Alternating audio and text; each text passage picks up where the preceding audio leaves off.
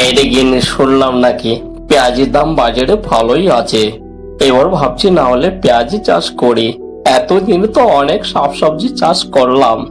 কি বলছো বলো? আমিও তো শুনছি ভালোই বলে পেঁয়াজের দাম আছে।